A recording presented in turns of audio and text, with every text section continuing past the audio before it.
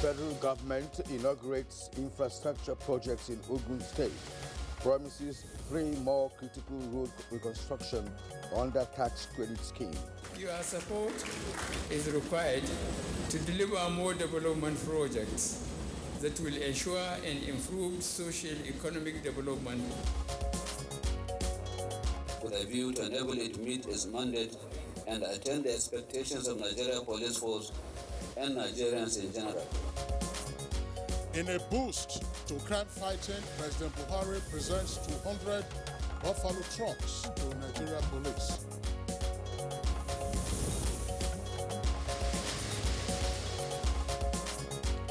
Secretary to the Government of the Federation inaugurates 23-man governing board of EFCC.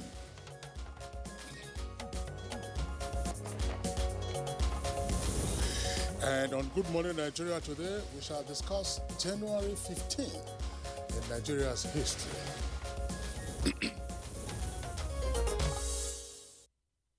Robert Hedlund once said, a generation which ignores history has no past and no future. Perhaps this aptly informs Nigeria's spirit in preserving and putting to remembering events that shape her history. January the 15th, 1966, could best be described as one of Nigeria's defining moments as destiny came calling when a group of young army officers overthrew the democratic government in a violent military coup, leaving in its wake the death of the then Prime Minister, Sir Abubakar Tafawa Balewa, the Premier of the defunct Northern Region, that's Alhaji Ahmadu Bello, and others, including the Finance Minister, Chief Festus Okotiebo, Chief Samuel Akintola, the then Premier of the Old Western Region. Of course, Chief Okotiebo was the first Finance Minister of the Federation.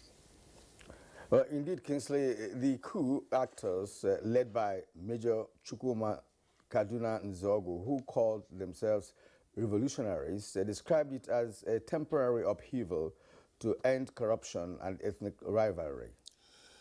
But just like a handshake that extends beyond the elbow, the perceived motive snowballed into another insurrection, triggering a counter-coup that plunged Nigeria ultimately into its civil war in a period lasting 3 years from 1967 to 1970. Well, Kingsley, as you know, that chapter of terror opened up a 30-month unrest that saw killings in unprecedented magnitude, resulting in sectional venom and bitterness that have refused to go like a plague. In fact, General Gowon's famous description of the war as one with no victor, no vanquished was an important rhetorical effort to heal the wounds. No question about that, Kirian. Instructively, it was also on the 15th of January, this time around in 1970, that the civil war formally ended, with Biafra surrendering to the military government led by General Yakubu Gowon. And for 29 years, the military held sway until in 1999, when power returned to a democratically elected government. However, the events of January 15, 1966 remain significant but traumatic, with undeniable effects evident in persistent ethnic animosities and distrust, which continues to shape Nigeria's identity and future. That's right, Kirian, and just to indicate that after the military coup of 1966 and the counter coup, of course, of July the 29th, 1966, the military stayed in office for a period of 13 years until 79, when we had the Second Republic that ultimately also collapsed on the 31st of December 1983. Now, the Nigerian government sets aside January 15th every year as a day to remember the nation's fallen heroes and those who paid the supreme price while serving the country. And that's followed, of course, the adoption of the Armed Forces Remembrance Day. It's been 56 years since the travails and triumphs of that fateful day. Nigeria as a nation still feels the weight and scar of that singular action, and observers have gone ahead to recommend that history and lessons of January 15, 1966 should be carefully harnessed and taught in schools in a manner that will commit our future generations to the actualization of the Nigeria of our dreams. But importantly in the minds of many is how we purge ourselves of the bitterness and address the grievances arising from that unfortunate incident of January 15, 1966.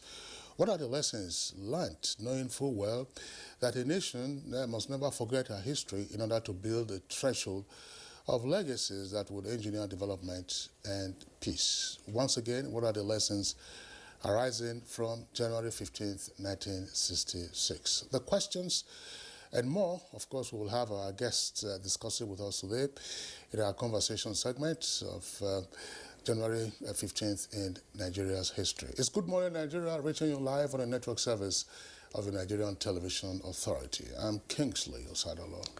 And I'm Kirian Umayo, also welcoming you to this edition of Good Morning Nigeria. And we shall, as always, serve you our complimentary segments in the course of the package. For now, here is Dennis Adegunloye with the morning news. Hello, Dennis. Hello, Karen. Good morning, and good morning in Kingsley. Good morning, Nigeria. Here is the morning news. Multiple visionary and trail-blazing projects executed under the Isheya development pillars of the Dapo Abiodun administration in Ogun State have been inaugurated. President Muhammadu Buhari, who performed the ceremony, described as impressive the quality and standards of the projects, as well as the innovative ways resources were deployed in their execution. They're not just projects, they are also part of our agenda for development and have been deliberately conceived and implemented to also achieve employment generation, poverty alleviation. I am proud of what we have done for your state and your people. You have made our great party, the APC, proud of too. And 3 critical road infrastructure projects in Ogun State, the Lagos-Ota Abeokuta, Sango-Ota Idiroko, and Shagamu-Ugijo roads are to be reconstructed by the federal government under the tax credit scheme. President Muhammadu Buhari gave the assurance while addressing the people of Ogun State during his one-day official visit to the state. I congratulate the people of Ogun State for having such a focused, deliberate, and inclusive administration under the watch of His Excellency Prince Dabo Abiodun. I enjoin you to continue to support him for the successful implementation of the Building Our Future Together. All these have led to an increased IGR in the year 2021, a COVID year, of about 100 billion naira. 200 Buffalo trucks have joined the fleet of the Nigeria Police Force, and new security gadgets purchased to enhance the performance of personnel in crime fighting. The equipment, procured by the Nigeria Police Trust Fund, was presented to the IGP by President Muhammadu Buhari in Abuja. The administration of President Muhammad Buhari is adequately poised to give all that is necessary to the Nigerian Police Trust Fund with a view to enable it to meet its mandate and attain the expectations of Nigeria Police Force and Nigerians in general. I call on all Nigerians, corporate bodies, multinational organizations to key into the goals of the Trust Fund to enable it accomplish its mission. Secretary to the Government of the Federation, Boss Mustafa, has inaugurated a 23-man governing board of the Economic and Financial Crimes Commission, EFCC, with a charge to members to eschew corruption totally, as government will not hesitate to sanction all infractions in the fight against corruption. Evolve ways and means of dealing with the sophistry that criminals have imbibed. It has created a doubt as to the sincerity of people doing business with us. We had 98.54% success rate in court. But with the inauguration of this board, I believe, and the wealth of experience that all of us are bringing to the board, we'll be able to do better. A highly capable and professional bureaucracy is second to none in the development of any country. This was the submission of Vice President Yemi Osinbajo when he delivered a special lecture on strategic leadership, the essential skills, organized by the Office of the Head of the Civil Service of the Federation. So the strategic leader must acknowledge the stark reality that without the private sector, we do not have an economic plan. This must then inform the way the strategic leader thinks, plans, and acts. The leader must recognize that the whole point of the civil service and government agencies must therefore be to facilitate and enable individuals, corporations, and other commercial entities. All bilateral cooperations between Nigeria and Namibia, as contained on the platform of the first joint commission held in 1992, are to be activated in the interest of both countries. This was the tone of discussions between Information and Culture Minister Lai Mohammed and the Namibian High Commissioner to Nigeria in Abuja.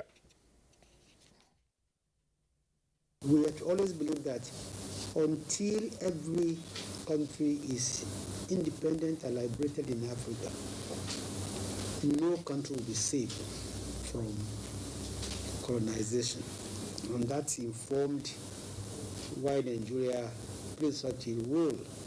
Because Nigeria also set up the Technical Aid Corps, which regularly sends young professionals to many countries in Africa. The National Primary Healthcare Development Agency and partners have dismissed reports claiming that there is an outbreak of a new polio virus in some states. The agency emphasizes that there is no case of wild polio virus anywhere in the country since the last case in 2016. In a statement, the agency says only 395 cases of circulating mutant poliovirus type 2 caused by immunity gaps in children, poor sanitation, open defecation, and inadequate access to clean drinking water are currently recorded across 27 states and the FCT. The statement adds that Nigeria, in collaboration with donors and development partners, has acquired new tools and resources to ensure that outbreaks are contained through various robust responses using the novel oral polio vaccine NOPV2. The National Primary Healthcare Development Agency assures Nigerians that the agency and partners will continue to conduct surveillance and vaccination campaigns to prevent and contain any possible importation of the wild poliovirus into the country. Well, that's the news for now. Good Morning Nigeria continues shortly after this break with Kieran and Kingsley. Good morning.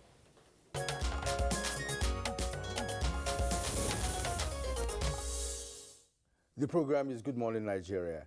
Now let's talk business. The Association of Bureau de Change Operators of Nigeria has called on the Central Bank of Nigeria, CBN, to remove restrictive controls that make it difficult for Bureau de Change operators to compete for the $20 billion inflow in the unofficial forex market.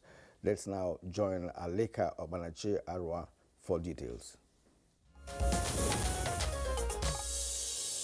This is coming as it laments the rising import bill of the country, urging the federal government to deploy measures to tackle the challenge, given its grave implication for the Naira exchange rates. The association stated this in its quarterly economic review report for the fourth quarter of 2021, noting that the stoppage of dollar sales to Bureau de Change by the Central Bank of Nigeria has triggered a period of reformation and realization of potentials.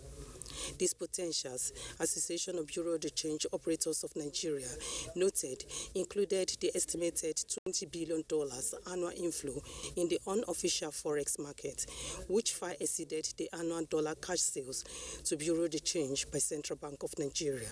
Meanwhile, daily reserve movement reveals that Nigeria's external reserve has reached $40.5 billion, but however, marginally declined by $11 million when compared to its closing balance as at the last day in 2021, which was pegged at $40.52 billion. The reserve had gained $5.99 billion in October, following a $2.76 million gain in September 2021 as a result of the $4 billion Euro bond secured by the federal government and the $3.4 billion International Monetary Fund IMF Special Drawing Rights Facility. However, in November, it started decline as a result of heightened demand for school fees, travel, and other import needs, but soon regained an upward trajectory the first week in January 2022. Analysts say foreign inflows are paramount for sustained foreign exchange liquidity over the medium terms, in line with expectation that accretion to the reserve will be weak given that crude oil production levels remain quite low. With business news, Alika Oponachi, Aroa. Thank you very much, Alika, for the business package, and good morning, Nigeria. Coming up next is Newspaper Review.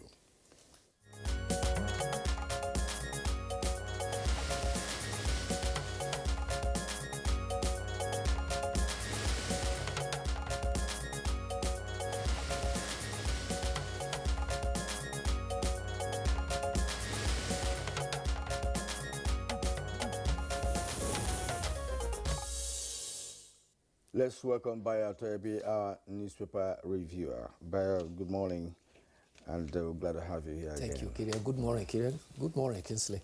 Good morning, Nigeria. All right. Now, let's start off with the Daily Sun newspaper. The Daily Sun newspaper. Federal government talks tough on corruption, vows no infraction will go unpunished, inaugurates EFCC board. Absence of board not hampering our productivity, according to the chairman of EFCC, Bauer. Page 6 is where you get details of that story.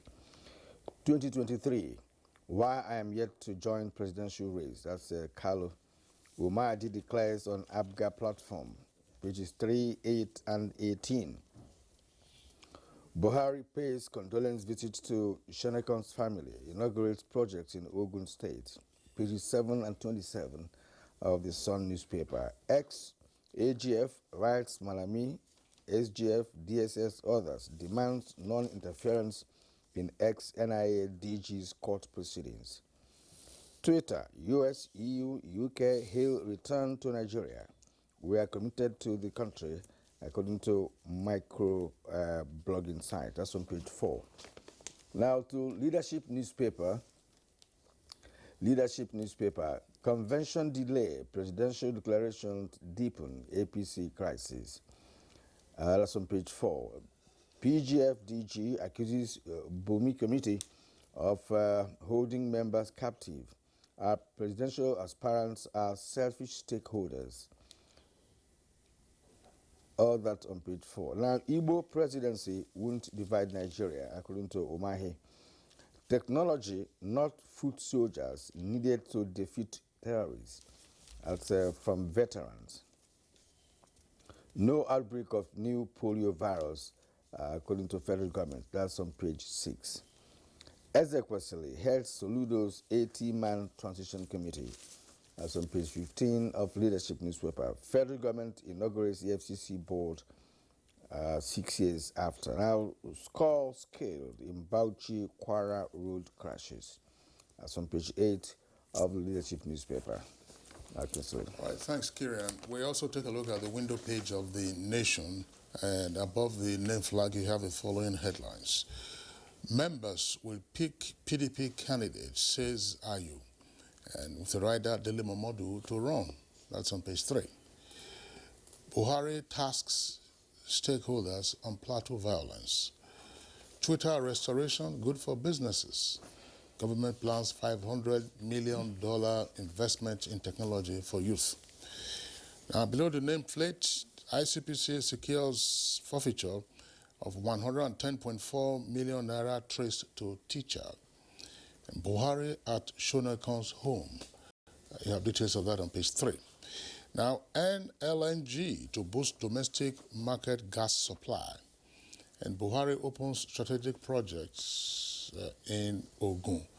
Well, we have Printer's Devil there saying Buhari opens strategic projects. in Ogun. Details of that story you'll find from the front page with a jump to page 4. This story has a kicker and a double-decker headline, 2023 President. APC and PDP weigh options on zoning. Parties reject claims by aspirants and supporters. Now, according to the APC, the caretaker committee has not discussed or reached a zoning decision. People are just flying what will favor their interest. For the PDP, it says, as I speak with you, the PDP has not zoned its 2023 presidential ticket. We are going to make wide consultations with all stakeholders. And also at the foot of the front page, the story that Kieran also read earlier, Soludo picks Ezekwesili, Chidoka, Tommy, and others for Transition Committee. Details on page 28. Mayo. Thank you, Kingsley. Let's start with President Muhammadu Buhari's visit yesterday to Ogun State, where he inaugurated 5 projects described as landmark by the Governor Dapo Abiola administration. The projects include 42-kilometer Shagamu interchange, the Abeokuta dual carriageway, now renamed Muhammadu Buhari Expressway, as well as 14-kilometer Ijebu-Ode Expressway. The president acceded to the request of the Ogun State government, assuring that federal roads in Ogun State will begin to receive federal attention. The president, who appeared satisfied, described his host as a performing governor of Nigeria Gateway State and a worthy example of promises made and promises kept. Meanwhile, the president also visited the Ikoyi home of the late Ernest Shoneka to condole the widow and the family of the head of defunct interim national government. President, who encouraged the widow, also wrote in the condolence register, his love and commitment to the peace and unity of the country are worthy of emulation. May his soul rest in peace. Governor Dapo Abiodun, who accompanied the president, said despite a very busy day, the president was determined to visit the Shonika family. He was accompanied also by the Lagos State Governor and the Governor of Yobe State. The National Primary Healthcare Development Agency says there is no outbreak of new wild polio virus in Nigeria. The Executive Director, Dr. Faisal Shaibu, says that there is no reported case of wild polio since 2016 in Nigeria. He clarified that there are presently 395 cases of mutant polio type 2 across 27 states and the Federal Capital Territory. And he says Nigeria and Africa are certified free from wild polio since 2020. Meanwhile, the mutant polio type 2 he says was caused by immunity gaps, and the agency is determined to follow up with a robust outbreak response to take care of that. Policing in the country also yesterday received a boost when 7.5 billion worth of vehicles, protective equipment, and medical equipment were presented to the Nigerian police force. The 200 Buffalo trucks, bulletproof vests, as well as protective helmets, including medical equipment, were acquired through the Nigerian Police Trust Fund. The Minister of Police Affairs, Muhammadu Dinjadi, presented them to the Inspector General of Police, Usman Baba, on behalf of President Muhammadu Buhari. Meanwhile, the police in the Federal Capital Territory has arrested one Patrick Ode for forcefully entering the apartment of a lady at Orozo and raping her at gunpoint. The man was said to have forcefully taken the lady away to his apartment to continue the crime. He threatened to kill the lady if he ever told anybody, but the courageous lady took courage and reported to the police. The police swooped on his residence when they found him sleeping. They searched through his house. They found he has hidden a pistol loaded with live ammunition in a cooking pot in his kitchen. The police is believed to be, says that he's been told to be a leader of a cult group that has been tormenting terrorists in the community in Orozo area for about 3 years. There is a similar guy described as Mosquito who's been terrorizing people in the Lugbe axis in the Federal Capital Territory too. Going to football now, Host Cameroon registered 4-0 defeat of Ethiopia to consolidate their qualification to come among the 16 that will eventually qualify to continue from the quarterfinals. Cameroon captain Vincent Abubakar has now registered 4 goals. He is now the lead goal scorer on the chart. But West African teams have been registering wins. Nigeria beat Egypt. Senegal defeated Zimbabwe. Guinea beat Malawi. Sierra Leone held Algeria to a draw, while only Morocco succeeded in beating Ghana. All the matches ended 1-0. Tunisia also lost 1-0 to Mali in a match that the referee took inexplicable decisions. Twice he ended the match before regulation time, in the 85th minute and the 89th minute. But the Confederation of African Football has upheld Mali's 1-0 victory in spite of Tunisia's protestations. Meanwhile, the Super Eagles camp was rejuvenated with Omero, who was injured during the match with the Pharaohs of Egypt, returning to training. Super Eagles will take on Sudan on Saturday, where Egypt is to play Guinea-Bissau. There are 2 issues that I would like us to touch on very briefly. The Buffalo trucks that were delivered to the Nigeria police, where are the trucks made? I haven't heard that in the story. Yes, there's no information about that. And so that would also lead us to the question, if the trucks are made in Nigeria, fantastic. That would be further validation of buy made in Nigeria. Yes, patronizing made in Nigeria goods. Buy made in Nigeria. But if the trucks were not made in Nigeria, then questions have to persist as to why we could not find local manufacturers for those trucks. There's a company in Ogun State that manufactures armored vehicles in Ogun State, and of course, Innocent is very well known. There are other manufacturers, whether assembly or otherwise. I just thought at that point, yes, that will encourage our own domestic industries. Precisely.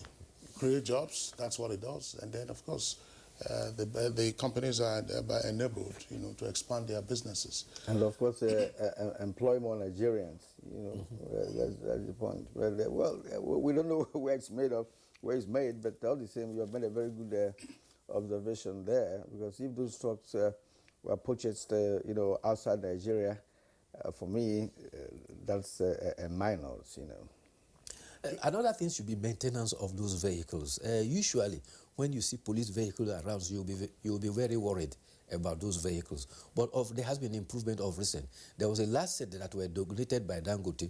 Those sets of cars are still looking at least presentable. But the level of maintenance has to improve. Because if you have facilities, vehicular facilities, and they are not properly maintained, they will soon go out of use. That's right. Now, towards the end of last year, we discussed matters around the efficiency of the police on account of the new boost that they got in terms of their allowances and all that.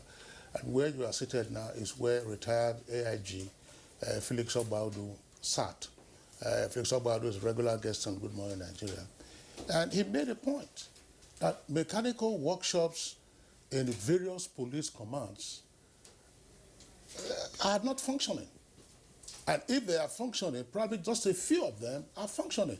So the first responsibility, if they haven't taken care of that, is for the Police Trust Fund, since they are the suppliers of these vehicles, to be sure that those critical elements of maintenance are available. And then you hire the right persons. If you say you are recruiting 100,000 policemen, how many skilled hands amongst them are you hiring? It's not everybody that needs to be carrying a gun all over the place. Yes. And the Buffalo vehicles that have been supplied, I think ideally when you have such contractual agreements, there must be backup spare parts for a period of the contract agreement.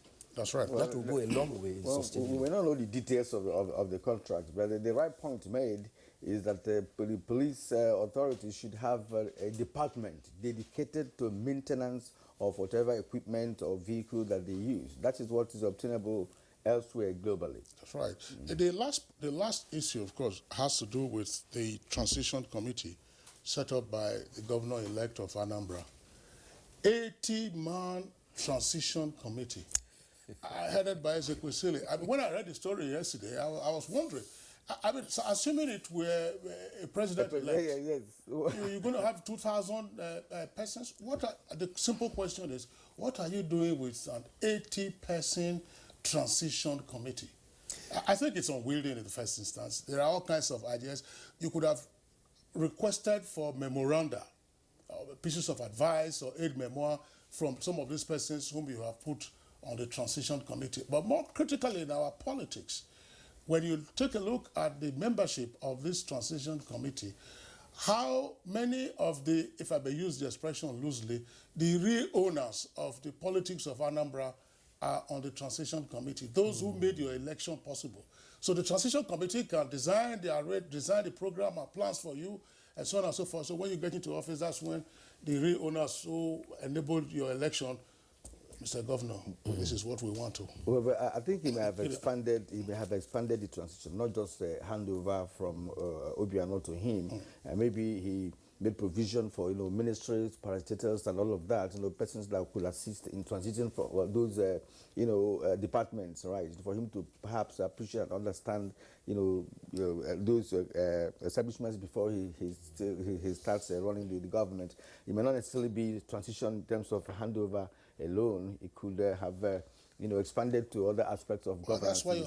That's why you have handover notes. Okay. Did you see the local government chairman that appointed about 18 special assistants? All right, Bayo. All right, time is not on our side at this point, so thank you again for being here this morning. Thank you. We hope to see you again on Monday when we reassemble for another edition of Good Morning Nigeria. For now, let's take a short break. We'll be back with the main conversation point we have for today.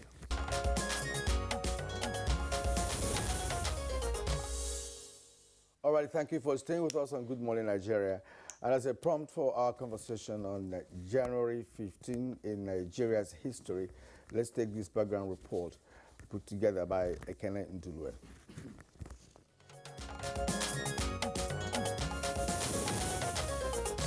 January 15 is a date that is pregnant with meaning in the history of Nigeria. A date that inadvertently changed the political landscape of the country. It was on this date in 1966 that Nigeria woke up to the reality of a coup d'etat that claimed the lives of the then Prime Minister Abubakar Tafawa Balewa alongside other senior politicians. Although the coup conspirators led by Chukwuma Kaduna Nzogu were arrested, this marked the beginning of military incursion in Nigerian politics, with General Johnson Aguiyi Ironsi taking charge as the first military head of state. 6 months later, a counter-coup, masterminded by Lieutenant Colonel Murtala Mohammed, was carried out, claiming the life of the first military head of state, General Johnson Aguiyi Ironsi, and his host, Lieutenant Colonel Adekunle Fajuyi. Upon the termination of Ironsi's government, Lieutenant Colonel Yakubu Gowon was appointed head of state by the July 1966 coup plotters. The coup and counter-coup of 1966 snowballed into a lot of events that led to the 30 months Nigerian Civil War. Between January 15, 1966 and May 29, 1999, the army held power in Nigeria without interruption, apart from a short-lived return to democracy between 1979 to 1983. Although civilian rule finally returned in 1999 and has continued unabated for 23 years now, the events of January 15, 1966 and the civil war that ensued from that have continued to haunt the country. The deep division along ethnic sentiments today is seen as a remote product of the coup and counter-coup of 1966, while the 27 years of military rule has been described by many as a major setback to Nigeria's journey towards growth and development. Coincidentally, the 30-month civil war that was fought between the federal and Biafran troops between 1967 to 1970 ended on the 15th of January, giving the day another significance in Nigeria's calendar. To honor the veterans of that war and those that paid the supreme sacrifice, the Commonwealth of Nations adopted 15th January as Armed Forces Remembrance Day in commemoration of the conclusion of the Nigerian Civil War that sought to tear apart the unity of Nigeria. On this episode of Good Morning Nigeria, guests will be speaking on issues around January 15 and how it has shaped Nigeria's history.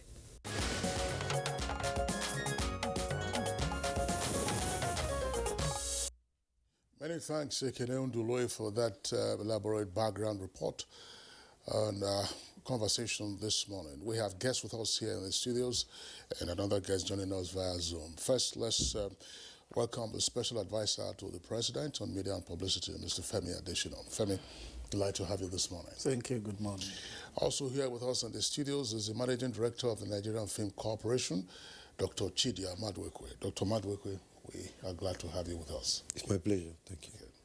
Kiran? And also part of the panel this morning is Dr. Menasara Kogo Omar, International Analyst on Democracy and Nation Building. Welcome to the program. It's always my pleasure to be here to contribute to develop the nation. And we have via Zoom from Kaduna, Professor Kabir Mato, a political scientist. We are glad to have you, sir. Join us again on this edition of Good Morning Nigeria.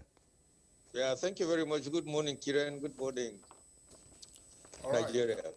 Okay, thank you, Professor Kabir Mato. We might as well begin with you, since you are with us via Zoom.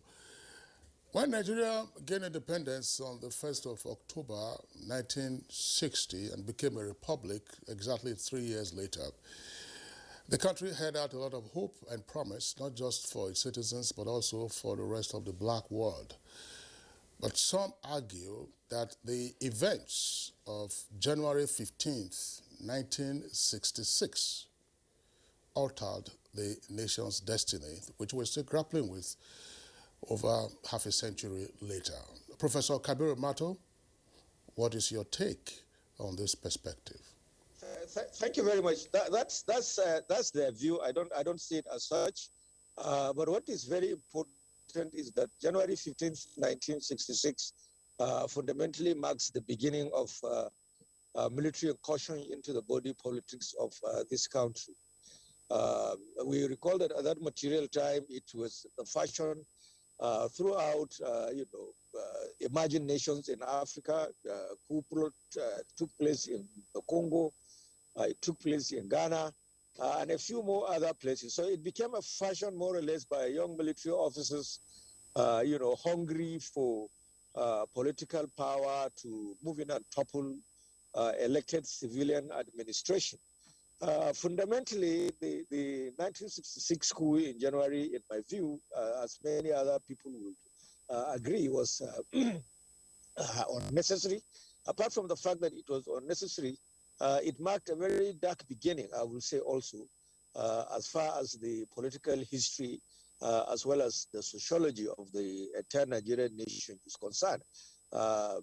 This is perhaps as a result of the manner in which the rest of the nation viewed all the sectional nature in which the principal actors in that particular military purge, reflected. It wasn't a national military affair.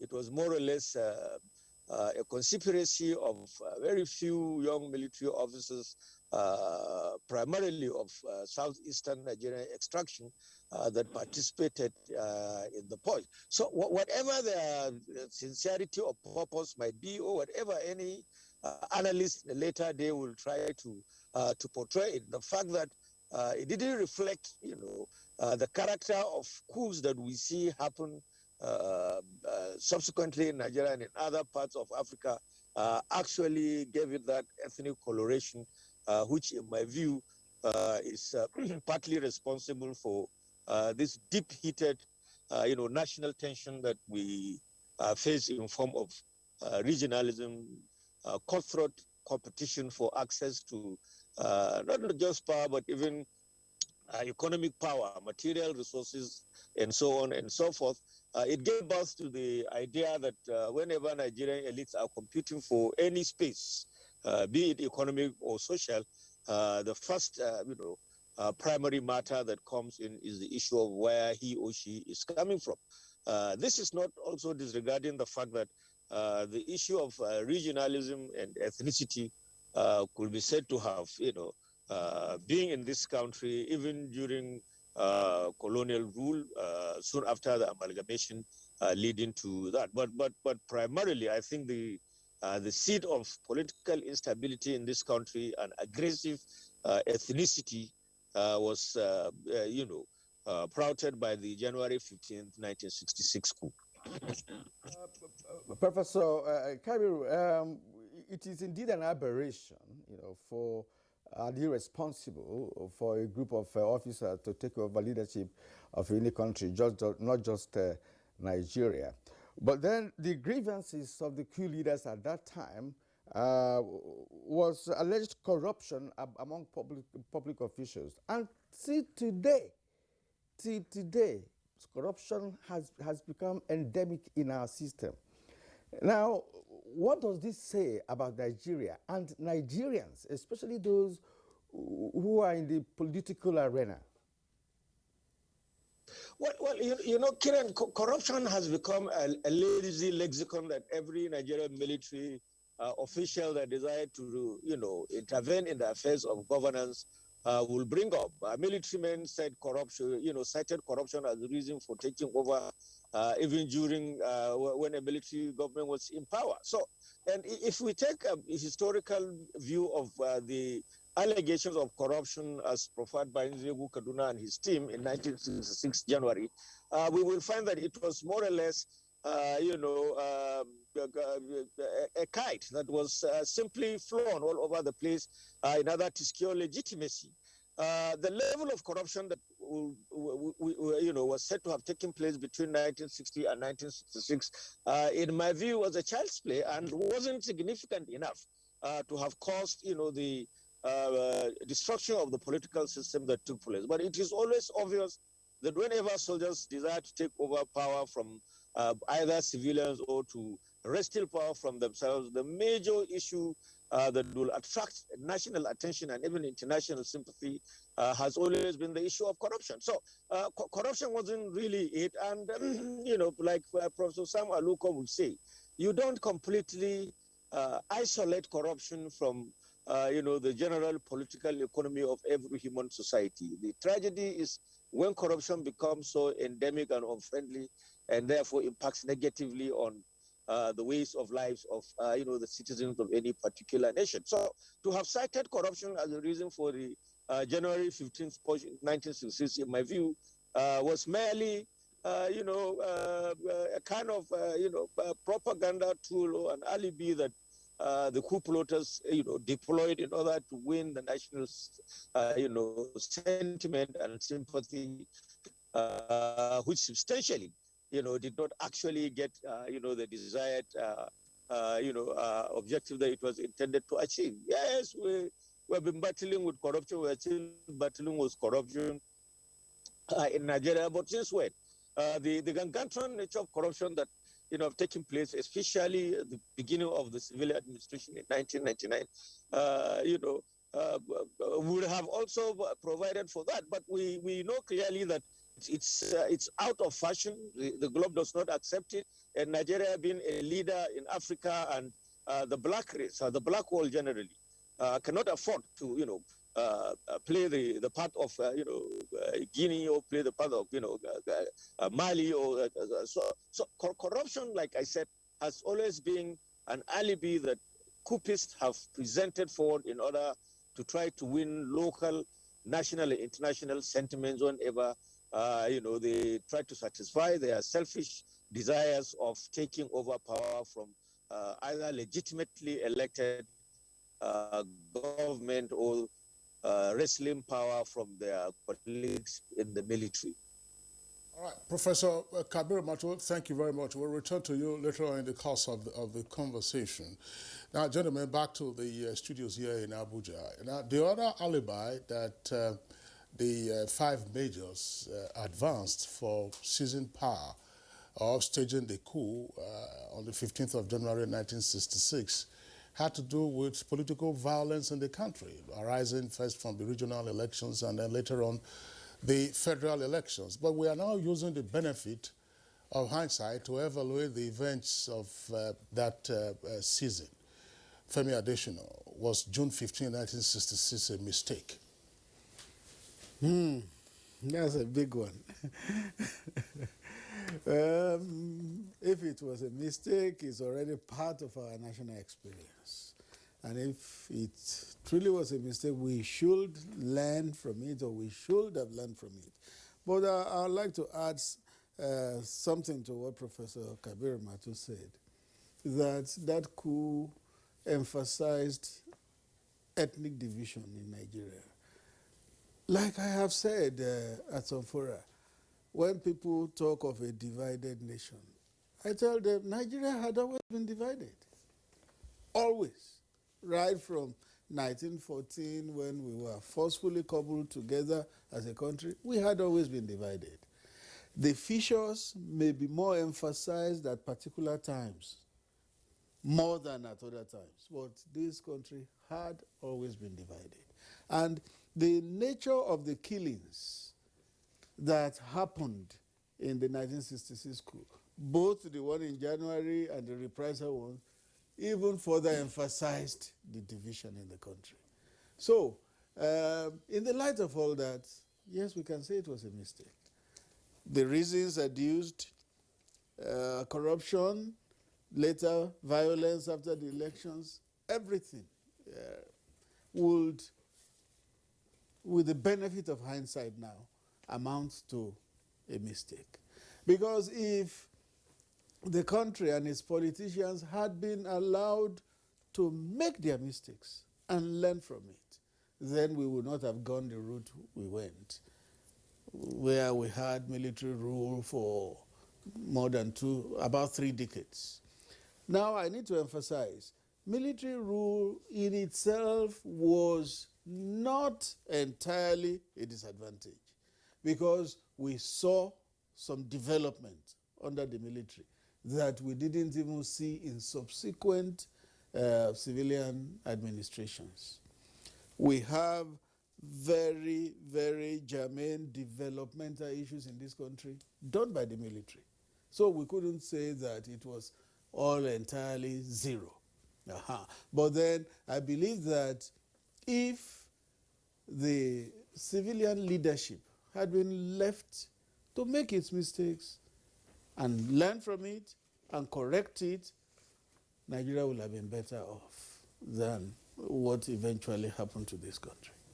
All right, let's bring in Dr. Mena Sarakogo Omar here. Of course, you've listened to the 2 speakers. Yes. Point to the fact that the coup of 1966 was actually unnecessary, right? And of course, what actually followed in terms of the counter coup and then civil war and then other military interregnums along the line of our development trajectory as a nation. What's your take? Yes, first of all, what we are talking about, January 15th, let me remind us that it is a kola nut of 3 parts. January 15th, the originality of it was the First World War. After the First World War, precisely on the 11th of November 1919, the Allied forces met together with Germany at Versailles in France and signed an armistice. In other words, declaration that there was no winner of the World War in the interest of embracing peace collectively. And then it was agreed that that particular date should be celebrated as a World Peace Day in commemoration of the gallant soldiers that fought. And you remember Nigerian soldiers were repatriated and joined along with the Commonwealth forces who fought the Nazi forces against Adolf Hitler. The same thing with the Second World War. We kept celebrating. And then some events that happened immediately before the independence should be taken into cognizance before arriving at 15th of January. 1903, we had elections, but the most fundamental was the 1957 House of Representatives election, where the election turned out to be a reflection of Nigeria's context. The North had seats of representation. The Southwest was the most educated, and the entrepreneurial and the one that got most exposed diplomatically and business-wise globally, the Southeast. So because of the population advantage, the North got majority of the seats. And then it appears that it will be difficult for only one section to produce leadership for the nation. Hence, the, what do you call it? The join of forces by NC and NPC. Dr. Nnamdi Azikiwe and Ahmadu Bello's party. And then in 1959, at the parliamentary election, they got majority and hence set to form the government. Now, prior to that time, Queen Elizabeth visited Nigeria. Blueprints were set by these regional blocks on how to advance themselves. It was projected by 1980, each of these blocks, working assiduously, will collectively make Nigeria a superpower. Now, based on the ingredients of agricultural production, commerce, and international trade, nobody envisaged that we would be able to get petroleum or any other thing. In 1959, we discovered petroleum. That changed the dynamics of that particular blueprint, because the blueprint was not based on the expectation of any money from petroleum. And immediately we gained that one. Election had been conducted. The NC and NPC alliance produced the government. Then rivalry began to come in. Majority of those politicians from the area non-producing the oil. And then another mistake came when we became Republican in 1963. The 1963 Constitution resides the discretion of the regional blocks to have ownership of their resources and then give residue to the federal umbrella for the maintenance of the federation. Now that brought about a lot of animosity. You are not producing anything, but you are having the largest cut of the meat. And that wrangling continued, which culminated into, now before then, upon gaining independence in 1960, we now decided that we would not be toying along the line of the Commonwealth of Nations. Then we now decided to be celebrating December 11th. Upon the overthrow of the first regime, civilian government, January 15, 1966, in order to honor and commemorate the statesmen, 23 high-level politicians were assassinated. In order to remember them, we said, okay, we will be commemorating them along with those Commonwealth soldiers that went for the World War. And then we now adopted January 15th. But immediately after then, so many events happened. Crisis grew up in protest against the military overthrow. It was orchestrated actually to be a national kind of military sanitization, but it ended up to be one-sided. Some people didn't carry out the assignment given to them. It ended up to be one-sided and then continued acrimony up to 29th of July, after which we now gain another military overthrow, and then there it becomes history because it culminated into a fresh problem that led into so many problems. Some members of the armed forces said, I would not be loyal to so-so person because of so-so reason. And then it erupted into kind of problems. Efforts to solve the problem at Ghana, Aburi precisely, failed. And then we culminated into 30-month civil war with the loss of over 3 million innocent Nigerians. Doctor, uselessly. With this historical background yes. that you are giving us, yes. All those events, did they justify the 1966 coup? It was not justified because, constitutionally speaking, whenever you take any power extra democratically, it is treasonable, and there is no justification whatsoever to give in that context, because we had constituted authorities. There was lack of legitimacy on the side of the coup plotters to even initiate it in the first place. The responsibility of the military is safeguarding the territorial integrity as per Cap 20 of the Military Act, Armed Forces Act. And when you take the Constitution sections 217 and 218, it's vividly clear that their responsibility is to protect the national integrity, territorial integrity, or when called upon, when there is declaration of war.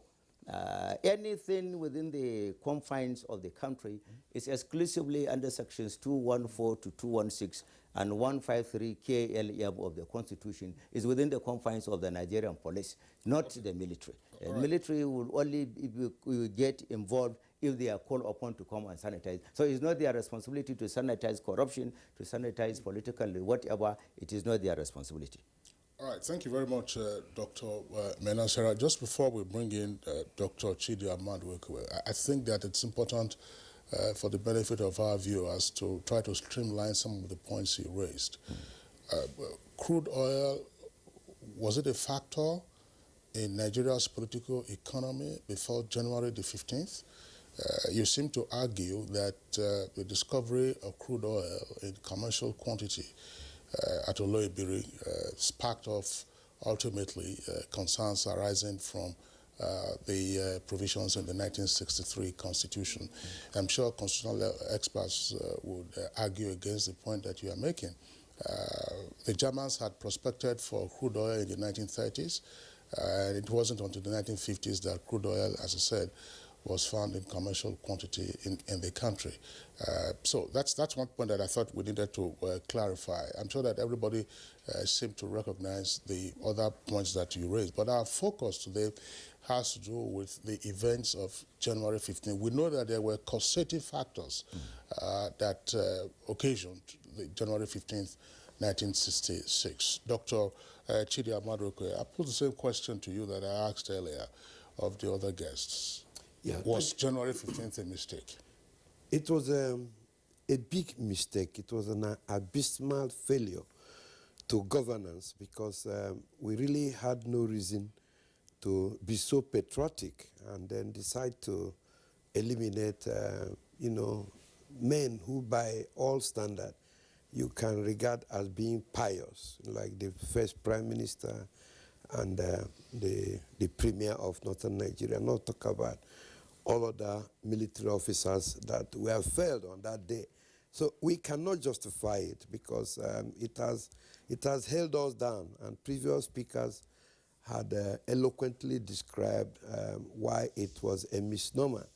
And benchmarking Nigeria with other similar cultural milieu like India, socio-political milieu like India, you can see today India is a far more successful country than Nigeria. So it was a mistake, assuming that the politicians were allowed to keep grappling with whatever may have been their challenges.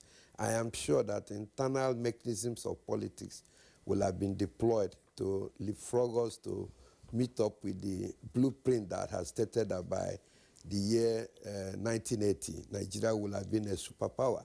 But having said that, I am thinking that the incursion of the military into politics brought about, because what they set out to prevent or solve as a problem, divisiveness in the country or corruption, you can see had grown leaps and bounds ever since the military came into play. They couldn't solve it.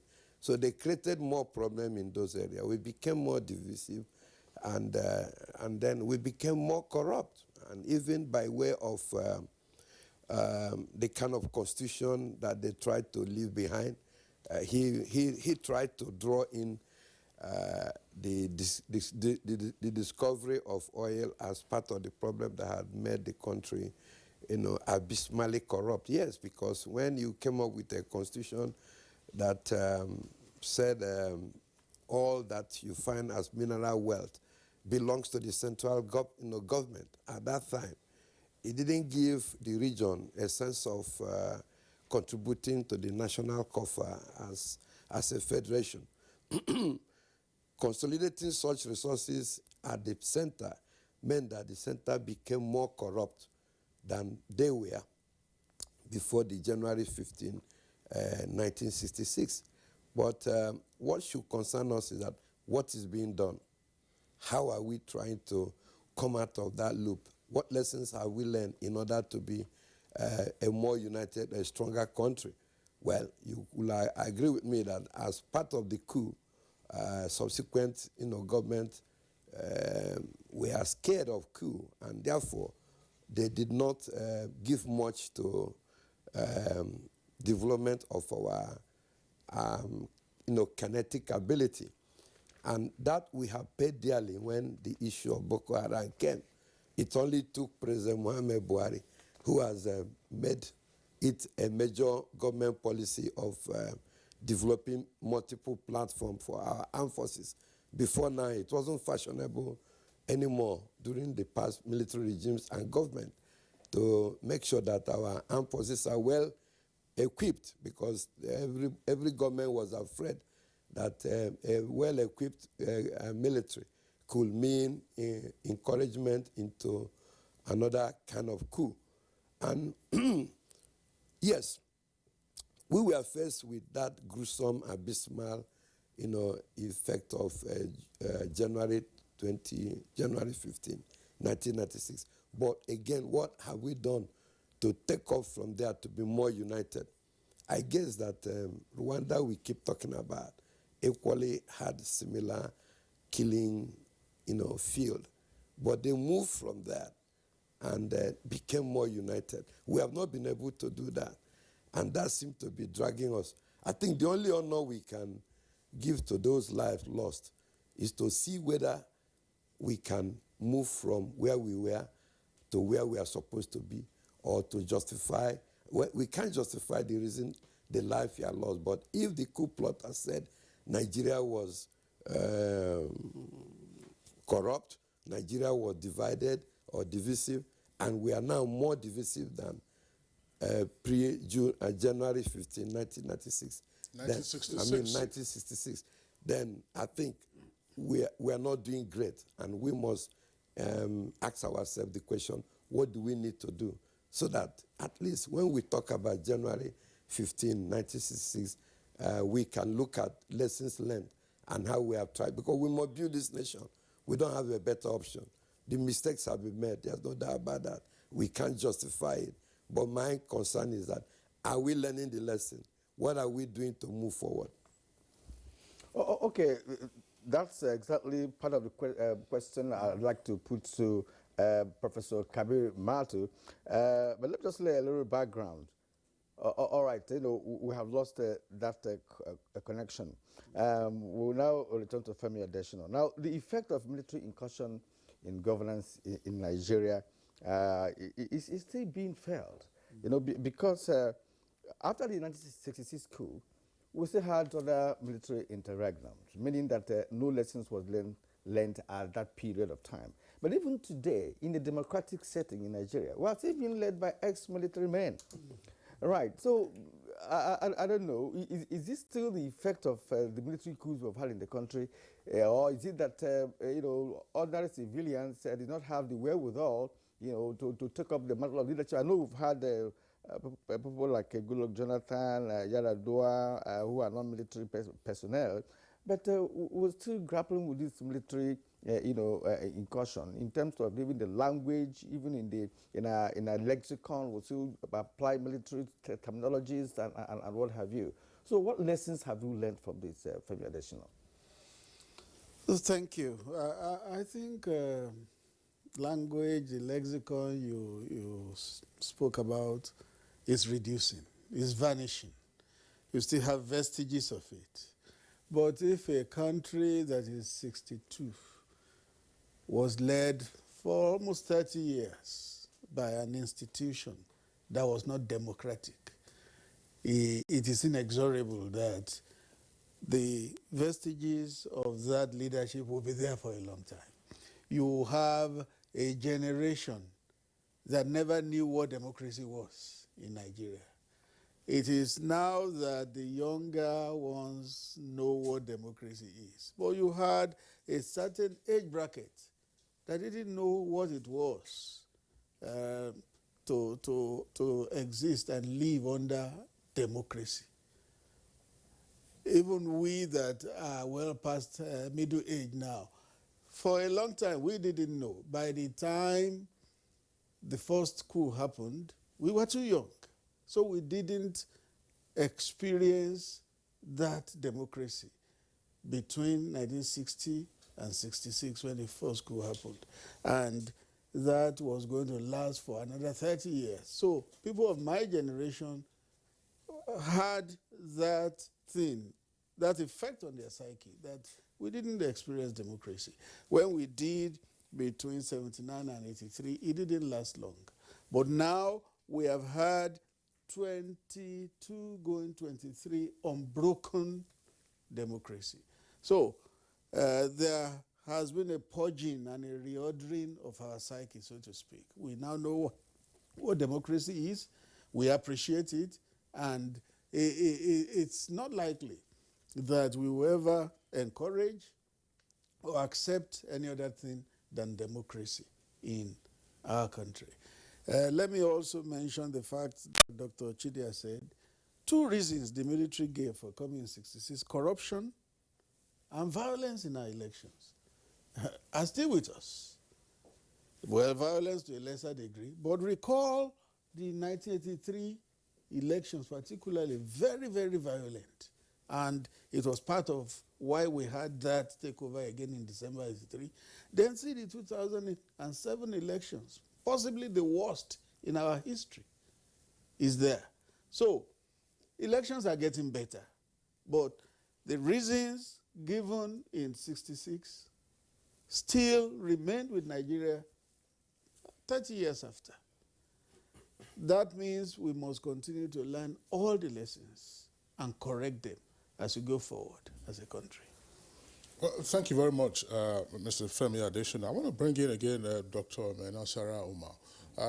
Dr. Menasara Umar, some persons will also make the argument that the kind of tension that Nigeria's Fourth Republic has witnessed since 1999, at least it's in the first few years of the Fourth Republic, those tensions were over and above what occurred in the First Republic before the events of now catastrophic in hindsight of January 15th, 1966. Some have, in that context, argued that, yes, the military class itself has learned some lessons, that it got its fingers burnt in the process of stepping into the political arena, and that the political class must be enabled to make its mistakes and learn from its mistakes. Well, first of all, it is not from learning any lesson that the military decided to allow democracy to strike, but it is based on the general global wind. Generally, globally, people are against military regimes. You can see what is going on currently in Sudan and other places. In the 60s and 70s, it was more or less a fashion to have military regimes. Military, they have one, or rather some characteristic advantages over the civilians. You cannot take it away. They are the most cohesive when it comes to issue of determination of any matter. They have this principle of esprit de corps, which a politician can go ahead, fellow politician, to any level. He's seen it as, he will do it with gallery. But a military man will never expose his own brother. They have that esprit de corps. They have sense of national cohesion, patriotism, discipline, more than the civilians. When they set rules, they are prepared to work by the rules. But politicians, a politician interest is just to win election, exploit whatever he can wish out of the election, perpetuate himself, and then strategize against the next election. And that is the reason why we are, all these problems we are having in the country. People mistake politicians for leaders. There's a sharp difference between a politician and a leader. A politician is somebody who is interested in going into the train to get what he wants, either politically or whatever. He can use instrumentality of telling lies, he can use instrumentality of rigging, he can use instrumentality of whatever to get the ultimate of what he wants. But a leader is a statesman. A leader can be found whether in the military or in the civilian context. A leader is somebody that believes in the interests and aspirations of his people. He is ashamed to do anything repugnant to the expectations of an average man in his own community. A leader will be afraid to tell lies. A leader cannot go into stealing. A leader will always want to build legacy of good name, good legacies of certain things he has achieved for the society. He wants to be a mirror, a model for the society to keep reflecting upon in the next 50 years, 100 years, 200 years, over generations. But a politician is not concerned. Once he's finished his tenure, whosoever will come under him is not his business. Whosoever will come under him will only be his business if he is interested in entrenching, setting up some people that will come and cover up what he did for him.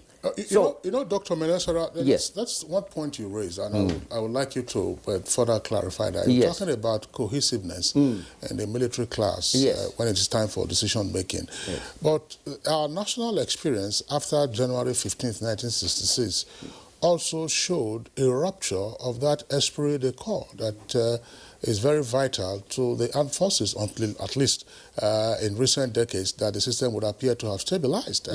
Dr. Chidea made the point, and I think Femi also stressed that part of what we saw in our country was, unfortunately, an unwillingness to provide armament and good training to the armed forces. We saw the Air Force wings were clipped after the attempt of 1985 to overthrow Babangida, who was in office at the time.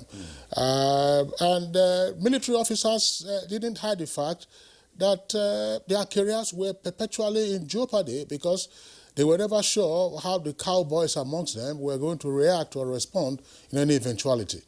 Yes, it's because some of the military officers decided to turn out to be surrogates of politicians. It's the infection by the politicians that infiltrated into that aspect of the military. You remember after the first coup, what followed was the Civil War. At the end, when it ended, January 15, 1970, they used a wise counseling to describe that there was no winner, no vanquished. And then they came with various policies of national integration, and you take it, you give it to their credence. All the entrenched infrastructure, greater number of them, were entrenched by the military for the nation.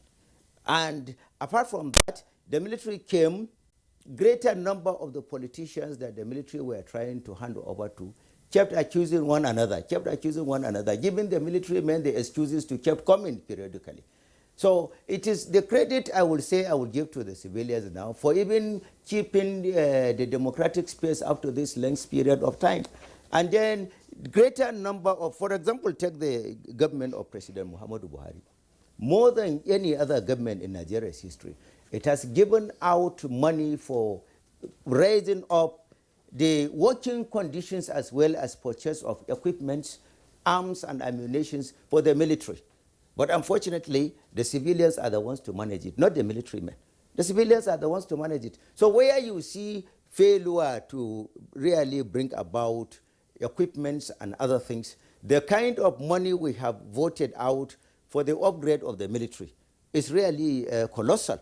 But we're still grappling with the problems of insecurity. Nobody even knows when it will end, to such an extent that we have drafted the military into the civil crisis arena, which is supposed to be within the control of the police. And that in itself is eroding the degree of the confidence the people are having in the military, and is eroding the professionalism aspect of the military. The military are to come when it reaches its highest height. And certain fundamental things that are supposed to be done. For example, issue of the number of the armed forces we are having. The totality of the military and the police are not up to 1 million in Nigeria. Well, for a country of 210 million Nigerians, what magic can they perform when over half of this number are there securing the VIPs? Another half there are securing the strategic institutions of government and multinational corporations. So secondly, the weaponry aspect is another thing. When you look at, for example, the type of weapons that were used during the Civil War, especially by the Biafran soldiers, when you have a look at what do you call it? Is it Umuahia Abakaliki Museum, War Museum there? Umuahia War Museum. When you look at the nature, the type, the sophistication, the quantum of the kind of military equipment the Biafran soldiers were having, imagine as of that time, that particular type. Compare it with the technological advancement of today, and then you see, supposing such type of problems, God forbid, will come up again, it will be difficult for the Nigerian military to really quell, because we have succeeded in not continuously breasting the quantum, the quality, and the quantity of the arms and ammunitions and the equipments we are needing for them to succeed. You have to get them superior weaponry over these bandits for them to succeed in crushing them. And in the time when we are having even a digital age of knowing so many things, the military, how many of them are being sponsored to go into all these international trainings and the rest? And we need to really turn our attention to those people that sacrifice their lives for us to even be celebrating January 15th. Immediately after the war, we said no winner, no vanquished. Agreed, so many of them were reintegrated back into the army. Kudos to Chief Olusegun Obasanjo, then the general. He was the one that brought them before General Gowon as the head of state, and they were given state pardon and reintegrated. But since then, what efforts have been made to really appreciate and recognize their gallantry? So many of them ended up like that without any recognition, and the rest. So many of them lost their lives. So many of them they ended up in a very sorry career. There are some of them actually that got recognized, but the recognition was more political than professionalism. For example, somebody like General T.Y. Danjuma, let General Hassan Usman Katsina, let General Murtala Mohammed, General Ibrahim Babangida, Olusegun Obasanjo himself. These people really fought gallantly. But I expected by now the nation should appreciate them, different from the political space. For example, the National Defense College. For example, the Nigerian Defense Academy. For example, the Nigerian Army Corps College. For example, the Eagle Square. Some of these places should be named after them for sacrificing their lives towards national unity, national integration, national cohesion. General Gowon right. In particular. Yes. Dr. Benasara, good analysis, you have made there, Gentlemen, I think what should even concern us mainly is the unity of this country. Laid emphasis on 1966 coup, which we all agreed is an aberration, is uncalled for, and what have you. But also they raised a very pertinent issues and points, which are still hurting us today. So Nigeria has successfully remained a vibrant nation, really, since independence. Yes. But political, religious, socioeconomic, and cultural challenges still pose a huge problem. How can this be addressed? I'd like to bring in Dr. Chidia here, so that he can also make his own, a contribution. How do we now deal with some of those points that the coup plotters raised, which are still hurting us, getting to more than 50 years after? Sincerity of purpose. And what I sincerely mean by that is that as government, before this administration, agencies of government have been created with a view to solving this problem that could lead to inclusiveness. Because part of the challenge that was very critical was a sense of not being inclusive, not being part of the national agenda. That was part of the reason that made them struck in January 15. And you must give it to Murtala Mohammed, who was General Mwantebon, who was a critical partner or component of those things that happened then. He came up with the issue of federal character principle, and it was enshrined. It's been enshrined in our constitution as a way of using it as principle of directive principle of government to create inclusiveness in our governance. To what extent are we using that very principle that is in Constitution to create an environment whereby we all have a sense of belonging? So long as we create these agencies, we don't ensure that they are functioning optimally. They are there. So we are not living true to the spirit that led to the unpatriotic. They said they were patriotic, but I want to think they were unpatriotic by striking and creating the mayhem that they created.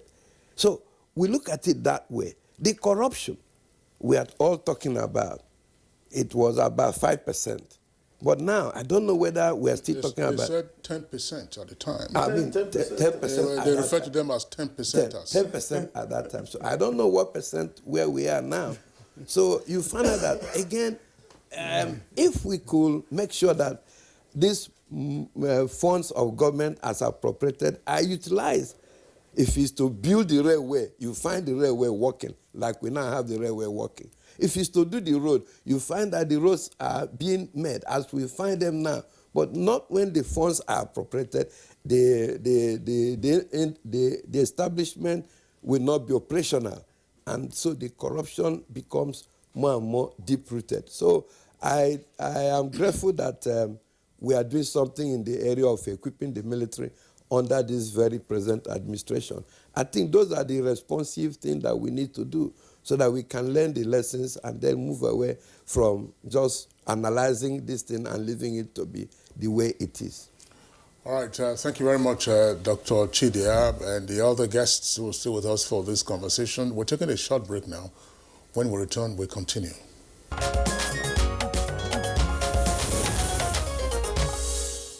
All right, you are welcome back, and it's still Good Morning Nigeria, live on Africa's largest television network, the Nigerian Television Authority. We still have our three guests with us in the Abuja headquarters studios, and Professor Kabir Mato scrambling to get his Zoom connection back to us. If he does, of course, we'll bring him back into the conversation. Gentlemen, it is obvious that after the counter coup of 1966, and during the administration of General Yakubu Gowon, there were a number of measures that were taken with the intention of integrating the country and then dealing with those ethnic fissures and divisions that we always had, as well as the ethnic politics, of course, of the First Republic. One of those key things had to do with the NYSC scheme. And then we then saw in the 1979 Constitution the inclusion of the federal character principle. Again, Dr. Chidia already spoke about this. But it appears that our national narrative still has the baggage of the memory, if you like, of January 15, 1966. And some persons would argue that that memory is one that is laden with unforgiveness. That is to say, look, why did you do this to us? Dr. Menasara, if that is so, how can we retrace our steps to that act and then get collective national penance, that's to say forgiveness, about what was a catastrophic and unnecessary event of January 15, 1966, with the killings that occurred in a sectional manner? Well, a fish gets rotten from the head. We have to get evolution of leadership that knows leaders that knows the definition of leadership, first of all. When you have leaders that do not know the definition of leadership, leadership does not mean acquisition of power. You have to look at leadership from the definition of leadership not as a business, but leadership as trust. And then you should get people that know the difference between letters in the Constitution or letters in the law and the practice of those letters. You should get people that believe that institutions should have spirits.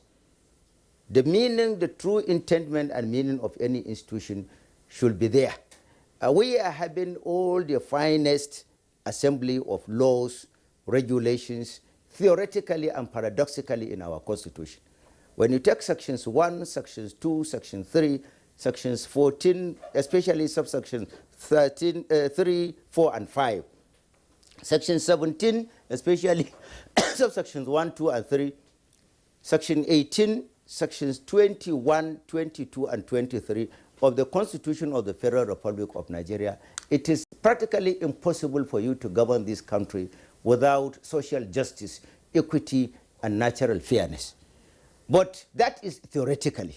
If you don't have a leader that knows that leadership is a trust, that believes that he is responsible to account for every minute, every second of his leadership to somebody who is the supreme deity. If you don't have somebody that believes in that, somebody that believes he is just an emperor, whatever he does is all right, then you will have problems. We have institutions that will be fighting these type of things. For example, if we take section 15, subsection 5 of the Constitution, it says, these are the exact wording: the state shall fight all forms of corrupt practices and abuse of power. The state means every component from the president down to a messenger must fight all forms of corrupt practices and abuse of power. Then when you take sections 21 and 22 of the Constitution, that talks about 21 and 23, that talks about our national ethics, respect to constituted authorities, respect to whatever the government has set up, respect to your elders and community leaders. It is when we have this type of reflection, and then when we have leaders that take the entirety of the country as their constituency, bearing in mind that every part of the country, whether it's in the north, in the east, in the west, in the south, every component of Nigeria, the fact that you have sworn with the Constitution of the Federal Republic of Nigeria that you will do justice to all manners of people within the Federation, then you have the onerous burden of trust to ensure that you treat everyone in fairness, in equity, in justice, and in the interest of the collective development of the Federation of Nigeria. All right. Is absence of or deficit of these type of leaders in our polity that is still making this serious gap between the expectations after the January 15, 1966 and the present day development of Nigeria. Thank you indeed. There are a few words, that you apply, fairness, equity, inclusiveness, and what have you. But let me just take us a little bit back, because after the 1966 coup, yes, right, General General Aguirre took over power, yes, and brought about unitary government in this country for the first time in the history of the nation. And it does appear that even after we've had the Constitution, 79 Constitution, and all of that, it still was guided based on unitary arrangement, which has brought us today to this central kind of government. Today, all states across the Federation come to Abuja on monthly basis for federal allocation, yes, and what have you. Yes. Now, people talked about the devolution of power, that it is lacking. Yes. So does it mean that our own type of democracy, is entirely different from what's obtainable elsewhere? Because everything is centralized. It's still part of the outcome of 1966 coup and what have you. It has lingered. It has also affected governance in Nigerian political system. I want to bring it from an additional here. Is there really need for devolution of powers with respect to, more empowering the subnationals, so that the federal government does not have a very huge burden of trying to see if it can get fairness, if it can get inclusivity and the equity among Nigerians? Thank you. Dr. Chidera spoke about inclusiveness, which is very good. That will come from government, particularly at the federal. But beyond inclusiveness, another thing is purging of ourselves of suspicion. Oh, this is one country where we can suspect one another. If there's a statement today announcing appointments, the first thing the average Nigerian will do is, how many are from my region? How many are from my state? How many does the other region have? It's a problem. It's a problem. I recall one day the president gave me a name to announce for a major position. And then I asked him, I said, Mr. President, the person that was removed from this position is from this region. Why didn't you take a successor from that region? The president said if a search had been conducted and somebody has been thrown up as the best for that position, and I now reject him because of where he comes from and because of his religion, then God will ask me eventually. That is his own mind. But the country is not ready for that. There is too much suspicion in this country. We need to purge ourselves of it. And until we purge ourselves of ethnic, religion, language, and all that, Nigeria will not move beyond where we are. It's a major problem for the country. Inclusiveness is good. That will come from government in terms of appointment, in terms of those they bring to work with them to do certain things. Let there be military promotions today. The first thing we will look at, I as a Yoruba man, I will say, how many Yoruba officers are there? Not knowing that, not recognizing that it's a professional force. And you just have to promote based on competence and capacity. The next question they will ask is, are you saying that there are no competent people in my own area? It's a major problem for Nigeria. And until we purge ourselves of it, Nigeria will find it difficult to go beyond where we are. Coming to your question directly, devolution of power to the subnationals is very important because it is one way to ensure inclusiveness we are talking about, and it is another way to reduce this national suspicion when you devolve more powers to the subnationals, believing that those there are closer to the people and they will do social justice. So if that happens, yes, Nigeria is on the way forward. Femi, thank you very much. I know that, of course, the tension between true federalism and unitarism, which Decree 34 brought about in 1966 following the coup, is one that we continue to grapple with. We recognize that we can't possibly exhaust all the ramifications of this conversation today, so it's something that we may have to return to. But I would like Dr. Chida to, again, take several steps back to that event of January 15, 1966. All the suspicion that we talk about today, the fear of domination, and more importantly, if you like, the lingering unforgiveness about the sectional killings of prominent leaders. I mean, for the benefit of the younger ones who may not have known about this, the Prime Minister of the country at the time, Tafawa Balewa, his lifeless body was discovered along the old Lagos-Abeokuta road. And that discovery was made and reported by Chief Segun Oshoba, one of Nigeria's very prominent journalists. Okotiebo, Festus Okotiebo Umimiejo, who was then Minister of Finance, was butchered. And of course, Samadu Bello was killed in Kaduna. So people continue to say, look, why did you do this to us? And there's that lingering suspicion that you must pay for this, that we have not, why we have created NYSC schemes, we have created federal character, but as I asked earlier, there appears to be no national penance to say, look, fine, we will take this out of our national consciousness and move forward. Not necessarily hitting up again what occurred on July 29, 1966, which was a counter-coup that was even more bloody than the first coup. Yeah, I totally agree with you, and that's why I earlier on made mention of Rwanda and even South Africa with regards to the Truth Commission. A time has to just come for us to sit together and say, I have wronged you. It wasn't the best. It cannot be justified. And if you even leapfrog to the present, you can see that part of the crisis we're having in Nigeria today in different communities, in different geopolitical zones, seems to, take a certain inkling to that kind of January coup and counter coup. A useless coup occurred in January 15.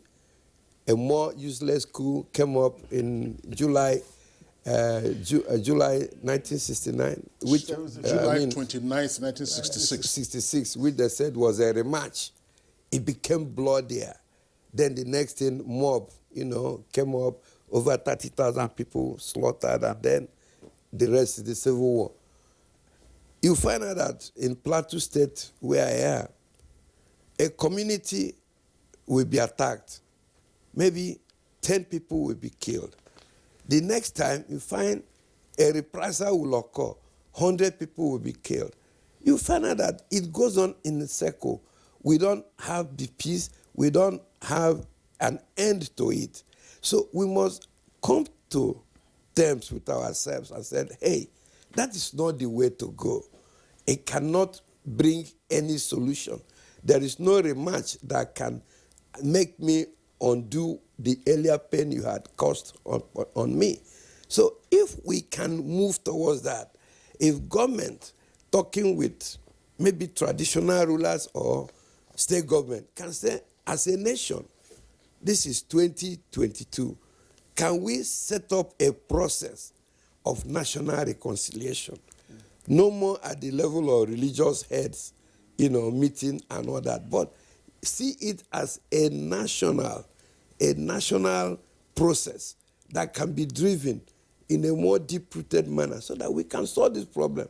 Otherwise, this permissiveness will remain, that I am not wanted, or my people are neglected, or despite everything being done, we will refuse to see that, things are being done right. Roads, infrastructure are being developed to our region, and yet we are not even appreciating it because we have decided to draw blank. So I think that going forward, effort has been made in the past, but I don't think is good enough. We can do better. We can copy from other nation states, like again and say Rwanda. However, the route they used to come to where they are, I don't think it's out of place for us to attempt it. I think there was a truth commission under President Obasanjo, but I don't think it was that far-reaching. I am looking at something that can be more far-reaching. I think that can help. It can help to heal the injury nationally. So really, when you talk about far-reaching, I think some attempts have been made at national reconciliation at different occasions, but it's not deep-rooted, as rightly pointed out. And it is even difficult to get it deep-rooted, especially now we have a younger generation of Nigerians who believe in what they want to believe. If my region did not produce a president, then we're not part of Nigeria. And again, some regions could say, look, it doesn't really matter. For you to provide a president for this country, you have to work for it. It's not on a platter of gold. If you look at the social media and see the kind of comments that young Nigerians are making, you understand that, look, the 1966 coup and its aftermath, people have not really, felt the impact, in terms of learning lessons from it. Now, for the last question, Dr. Benassa Kogo Omar, what can be done in this direction? Dr. Chidia mentioned the issue of a national reconciliation. Should that be a more deep-rooted national reconciliation program or package that could permeate the different generations of Nigerians, the young, the middle-aged, and of course the elderly? Well, I don't advocate for any meeting. Nigeria has passed the level for meetings. We have various of assembly of reports. Implementation has become difficult. The number one thing is entrenched quality leadership. One of those things is avoidance of nepotism. For example, after the 1966 January 15th coup, the nation was under caretakership in the hands of Orizo Onwafo. He handed over to Thompson Agui Ironsi, the same tribe. That was the first problem we got. Nepotism. Agui Ironsi was the most senior military officer. I am coming. That was it. But there are times in the annals of history for one consideration or the other, that one was jettisoned. There are many examples to give. There is no time for that. That is number one. So avoidance of nepotism, entrench faithfulness in Nigeria. Take every component of Nigeria as your own constituency, believing that you are answerable to God for every component of Nigeria, not only the human beings, including the animals, the trees, and the environment. You are going to be accountable for that. Number three, fairness and general spread of developmental things. For example, during the Shehu Shagari days, there was this federal this housing authorities, housing schemes, Shehu Shagari housing schemes in all the nooks and corners of the federation. There was this river basins in all the nooks and corners of the federation. Therefore, it makes every part of the country feel the impact of your governance. For example, any money, instead of giving those states, for example, bailout funds and Paris refund money, go and entrench uniform developmental projects and programs in all the nooks and corners of the federation. So quality leadership at the national level, entrenchment of nationalism and nation over and above any primordial consideration. That is the deficit. When we build it up, then we'll get Nigeria fixed correctly. Justice is the word. All right. Thank you very much, Dr. Menansara. Gentlemen, we, of course, have to wrap it up at this point. And just to indicate again that the civil war which broke out in 1967 and ended in 1970 was directly linked to the event of January 15th, 1966. Now, at the end of the Civil War, the then military government enunciated what it called the 3 R's, rehabilitation, reconstruction, and reconciliation. We're still dealing with that third leg of reconciliation, which is where the comments by our guests have popped up. We'd like to thank all our guests for being here with us on the program today. Professor Kabir Mato, political analyst via Zoom, made his contributions before we lost him to cyberspace. Professor Mato, thanks a lot. Here in the studios, Femi Adesina, special advisor to the President on Media and Publicity. We appreciate your being around. Dr. Chidi Amadwekwe, Managing Director of Nigeria Film Corporation. We thank you for your insights and candor. Also, Dr. Menasera Kogo Umar, International Analyst on Democracy and Nation Building. Deep thanks for being with us this morning. May God keep Nigeria united. All right. Okay. Okay. And that's Good Morning Nigeria. We're supposed to take 1 or 2 segments, I believe. Yeah, if we have time for sports. Yeah, if we have sports or foreign, we'll go ahead. Let's take foreign now. The Sudanese police announced that one of its generals had been killed on Thursday in Khartoum while protecting the protesters. Sudan has been plunged into violence since General Abdel Fattah Abdurrahman led a coup on 25th October last year. Sudanese security forces fired tear gas at thousands of anti-coup protesters in Khartoum Thursday, reigniting the violence days after the UN-sponsored dialogue. Between the different camps, the UN has been trying to get all the Sudanese actors back to the negotiating table for weeks. The Association of Sudanese Professionals, which played a key role in the anti-Bashir protests, has completely rejected such talks, while the Forces for Freedom and Change, the main civilian political bloc, has demanded guarantees that such a dialogue does not seek to legitimize the new regime born out of the coup. Meanwhile, U.S. President Joe Biden has announced his administration's procurement of 500 million additional rapid COVID-19 tests to better tackle the spread of the Omicron coronavirus variant, which is straining hospitals and overwhelming healthcare workers. In Europe, France will no longer require proof of an essential reason for travelers from the United Kingdom, and it will lift a requirement to self-isolate upon arrival. The decision comes as French teachers launched a strike over the government's chaotic virus strategy for schools, and the Senate approved a controversial vaccine pass to access public places. Well, and that's Good Morning Nigeria for today. We thank you for watching. We'll see you again on Monday with a fresh edition of the Good Morning Show. My name is Kiri Umar. Have a great weekend. And I'm Kingsley Osadolo. Do enjoy your weekend too.